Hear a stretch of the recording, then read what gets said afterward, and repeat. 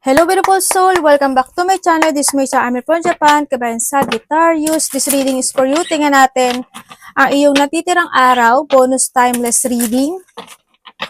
April 2026. Salamat po sa mga nagpa-personal reading. Kung gusto niyo na personal reading, nasa description below po ang details. Vice versa tayo, energy reading. Sagittarius, anong energy mo? Please show me.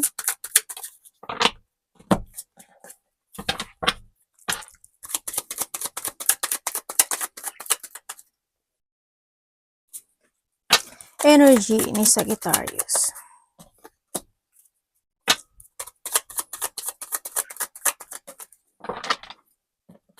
Okay. Ang energy na nakukuha ko sa'yo dito is nandun yung point na maaring yung iba sa inyo is may hinihintay or marami kayong iniisip. Na maari din na doon sa point na meron na marami kayong gagawin or marami, sorry ha, nanitortsara ko. Marami kayong action, pwede may mga actionan kayo, o kaya may mga ipiprepare kayo, o kaya is may hinihintay kayo, mga gano'n, o may mga ipaprogress kayo na sitwasyon. Sa iba naman sa inyo is may nakikita ako na lungkot. Hindi ko alam why. Pwedeng may makakausap ka na malulungkot ka, or may mga makapagbibigay sa'yo ng lungkot na sitwasyon. Pwedeng doon sa point na yon. Pwedeng sa isang babae, or may isa pang babae, pwedeng doon sa point na yon, or may mga maiisip ka, or may makipag-usap sa'yo, or may ma-receive ka na information, ganoon. Ako nakita ha, marami ka rin daw iisipin, or magulo yung isip mo, no? Hindi ko alam why, or busy ka lang. Pero hindi, yung iba kasi ito may lungkot. May lungkot, may mga sitwasyon na magkakaroon ka ng self-doubt, o kaya is mapanghinaan ka ng loob, or may mga lack of clarity na sitwasyon daw sa buhay. Yun na nakikita ko sa iba sa inyo, na energy. Sana, yung iba sa inyo, sana wala kayong sakit. Siyempre, ay, kaya pala may basa. Sabi ko, parang may basa. Low kasi yung energy ng iba sa inyo, sa nakita ko, or handle lang yung point na may makakaramdam ka lang talaga ng lungkot. O may mga bagay ka lang siguro na gusto i-pursue. Siyempre, naghahanap ng tissue si ate na hindi mo magawa. Pwedeng nandun sa point na yun. O may makapagbibigay sa'yo, no? Tulad na sabi ko kanina, ano ba yan, anak? Nagkakaroon ng false impression, ha? Pinupuan mo si mami kaya, baluga. Parating kay Sagittarius. Pwede na dito rin yung point na may mga delay situation dito. Yan, magkakaroon ng mga delay. O may mga kakaroon ng mga pagpapaliban. O magkakaroon ng mga i-delay maybe sa iba. Feeling emotion. Parating kay Sagittarius.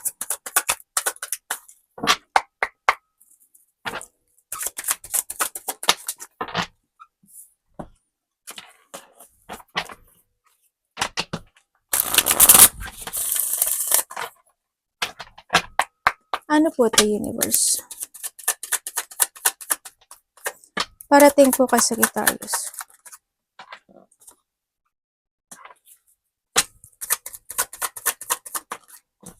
Okay.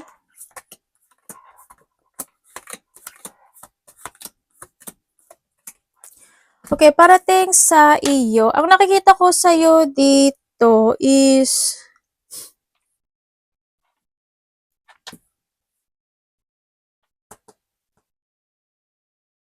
may unfinished business ka. Is ba sa inyo is may unfinished business? Merong daw na isang babae na ko-connect sa'yo, or ikaw ang ko-connect sa kanya. Or may sasabihin siya sa'yo. Or ikaw may sasabihin sa kanya, vice versa. Kung ano man yan. No? Yun ang nakikita ko dito. And also, parating din sa iyo is meron ka daw na mga i-work it out na situation. Pwede may mga ayusin ka, kukumpunihin ka, magbibigay ka daw ng effort and hard work doon sa sitwasyon, o may mga bagay ka na pa-practicein, i-develop, or na merong mamasterin, pwedeng na doon sa point na yon. Parating din sa iyo, Sagittarius, i-reverse nyo hanggat maaari para hindi maganap o mangyari is there's a corruption. when it comes to a corruption, maraming ibig sabihin ng corruption, i-research nyo na lang. May tao na magiging dishonest or disloyal. Meron ako nakikita ng tao na magiging unfair. Sana hindi ikaw ito. Nahandun din yung point na when it comes to a corruption, siguro handun yung mga panglilinglang, pandaraya, panduruga, panggagancho, yung mga ganun sitwasyon. Sa pera man yan, or sa trabaho man yan, or kung saan man yan, sa relasyon man yan, nandun yung point na yun. Yun ang nakikita ko dito. May isang sitwasyon, o may sitwasyon, na napipilitin mong manindigan, o papupursigihan mo para hindi maging pangit yung bunga nun. May ganung daw sitwasyon or kinakailangan. Kasi pwedeng may hindi maganda yung bunga na mangyari. Pero isa ba sa inyo, pipilitin nyo daw yung isang sitwasyon para hindi pangit yung maging outcome ng bagay na yun o ng sitwasyon na yun. Yun ang nakikita ko dito o yung iba, you need. Yung iba sa inyo is nandun yung point of traveling. Maybe may mga pag-uusapan related to traveling, may magta-travel, or malayo o malapit, pwedeng nahandoon sa point na iyon. May mga tension na hindi pa tapos, there's a bullying, or nahandoon yung point na may taong makikipagtalo. May taong makasarili, babae. Yun nakikita ko dito. Hindi ko alam kung sino yun. Yun.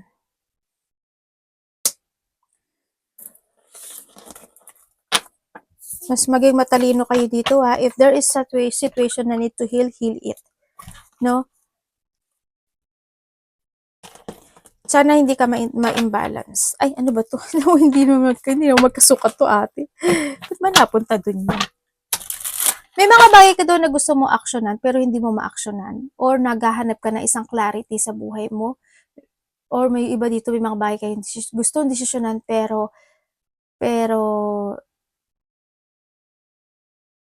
hindi niyo ma-pursue or hando yung point na may mga gusto kayong itama, aksyonan, mga ganon. Pero hindi mangyari-yari na hando sa point na yun. Sa iba dito, naghanap ng clarity. Dapat iwasan ni Sagittarius. Dapat ko iwasan ni Sagittarius Universe. Uy, i-reverse nyo to ha. Dapat matalino kayo. Well, matalino naman kayo. Kaso minsan, nauunahan lang kayo ng emosyon. No? Intellect muna bago emosyon ha.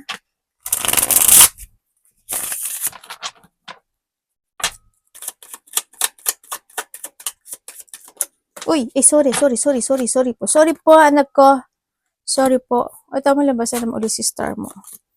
Okay, dapat mong iwasan, syempre is mag-overthink. Yan. Yung mga overthinking o kaya is iwasan mo yung mga ikaka-stress mo, ikaka-anxiety mo, ikaka-worried mo, o yung ikakakaba mo. Iwiwas ka sa mga ganong sitwasyon ha. Siguro naman, alam mo naman din na yon. Iwasan mo kung may mga bagay na hindi nagiging totoo or hindi ikaka-depress mo talaga, iwasan mo yon. O mga disloyal na person, iwasan mo, or being you disloyal, iwasan mo yon, di ba? Siyempre, iwasan mo rin yung mag-think ng negativity o kaya is ma-let down ka ng isang sitwasyon o ng sitwasyon mo sa buhay mo. Mag-trust ka daw sa intuition mo, ang sinasabi dito. And then, syempre, kailangan mo daw ng mental strength, saka always have a clear mind. Kailangan mong umalis, lumaya, o mag-escape sa isang sitwasyon na sa tingin mo is hindi ka mag-growth doon, sa tingin mo hindi magiging maganda yung sitwasyon mo doon, o kaya is sa tingin mo is ikaka-frustrate mo lang talaga yun. Yan, umiwas ka daw doon sa sitwasyon. Tandaan mo palagi, Sagittarius, na the choices is always available is in yours. Nasa sa iyo, no? Ikaw at ikaw magdidesisyon nito. Yun ang sinasabi. Basta try to make it balance any situation into your life. Maingat ka rin sa mga salita mo. Yan ang nakikita ko dito. Or sa mga tao na pwedeng makasakit sa'yo. pagdating sa mga pananalita, no? Yun, mga dapat mo. Basta mag-keep moving ka lang para ma-reach mo yung goal mo. Huwag ka magpapadistract. Love, kapatid, anak, magulang, karelasyon, kaibigan, pamilya.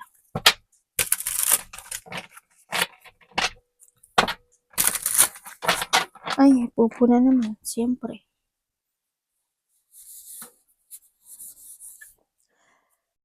Love ni Sagittarius, please show me.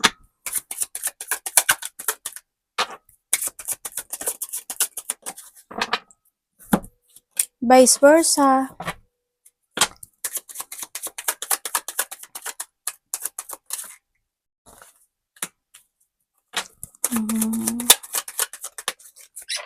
Okay. Kung single ka,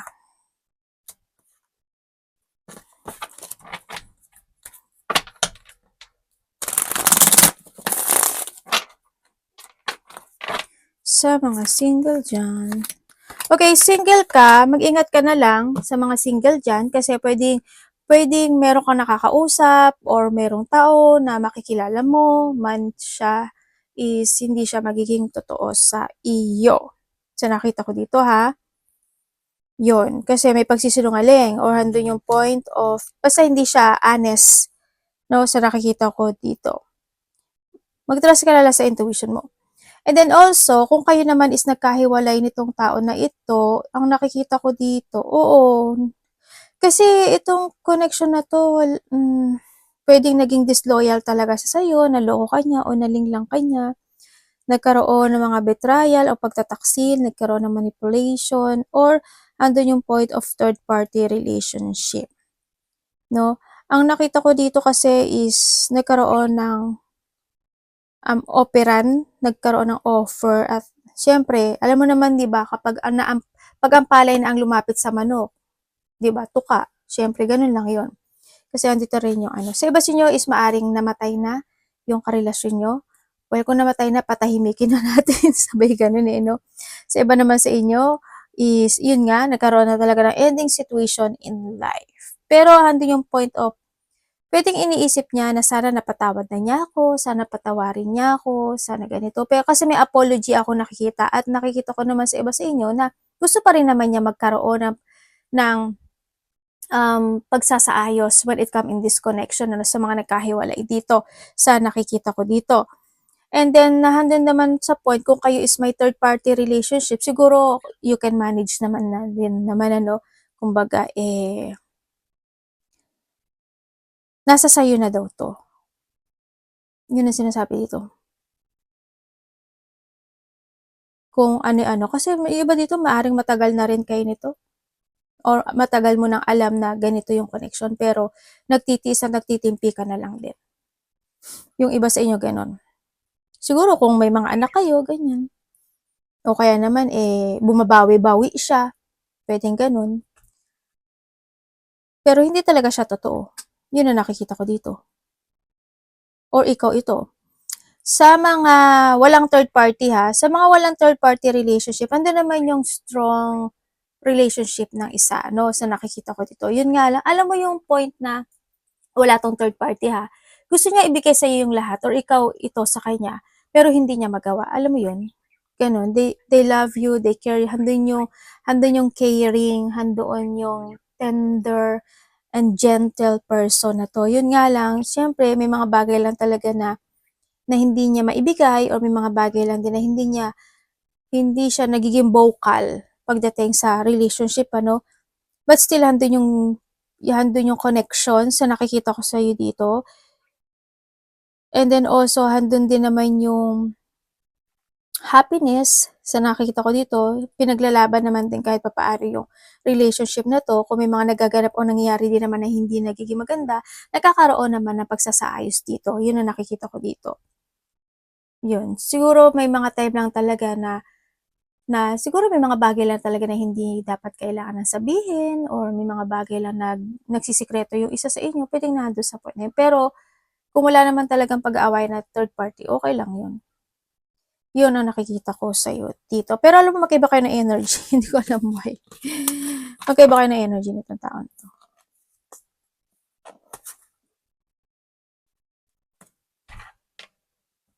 your money.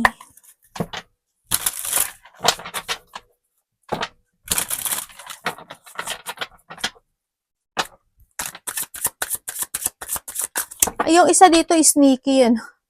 Ang sneaky ng energy ng isa sa inyo sa relationship. Hindi ko alam why. Bakit? May something. Money po na Sagittarius.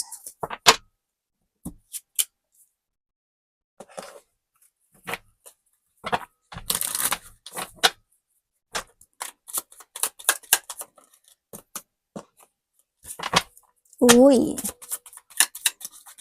When it comes sa iyong money. Ano natin?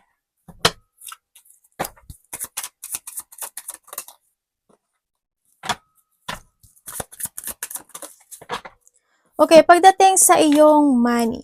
Sa money mo, ang nakikita ko naman sa iyo is kasi we have the Ten of Cups naman, magiging okay daw yung money mo. Ibig sabihin, may mga marireceive ka. Or nandito na yung bagong simula na pwedeng maganap o mangyari pagdating sa money. You try to make it balance pagdating sa money mo. Yun nga lang, may nakikita akong withdrawal. Hindi ko alam why sa withdrawal. Siguro marami ka lang talagang pagkakagastusan, marami kang gagawin, o marami kang asikasuhin sa iba sa inyo pagdating sa money, no? Well, ganun talaga ang life. That's a reality, diba? Yun, nakikita ko yung nandun sa point. Sa iba sa inyo, alam mo yung kahit na naghihigpit ka sa pera o magkakaroon ka ng pag-iigpit sa pera, mangyayari yung mga dapat mangyari. Nandun sa point na yun. Yun ang sabi dito. Siguro, related to a family, di ba? Kasi we have the family din, di ba? O kaya may mga celebration, may mga excitement situation na gagawin, o may mga project, ganyan, o kaya may mga pagkakagastosan talaga. Sa iba naman sa inyo, mag-ingat ka lang din sa pera mo kasi there's a loss of money, no? Handa din yung point na may tao na may hidden agenda or may hidden motive pagdating sa kaperahan or connected ang pera dito or stability, no? Yun ang nakikita ko dito sa inyo. Kaya mas kasi parang iba dito parang hindi ka aware or maybe handun sa point na hindi mo nagbubulag-bulagan ka lang or pwedeng nararamdaman mo yun na may taong sneaky or may taong may ganong sitwasyon na parang kasi mararamdaman mo siya o kaya is nandun yung point na hindi mo siya mapapansin na mangyayari yon. Kaya maging matalino kayo ngayon sa kanya, ha? Mas mag-trust kayo sa intuition nyo at huwag kayong pabigla-bigla pagdating sa pera or pera ang connected, ha? O ganun din sa mga trabaho, no? Sa mga tatrabahuin or sa trabaho. Mag-ingat ka. Yan. Arigato namaste. God bless.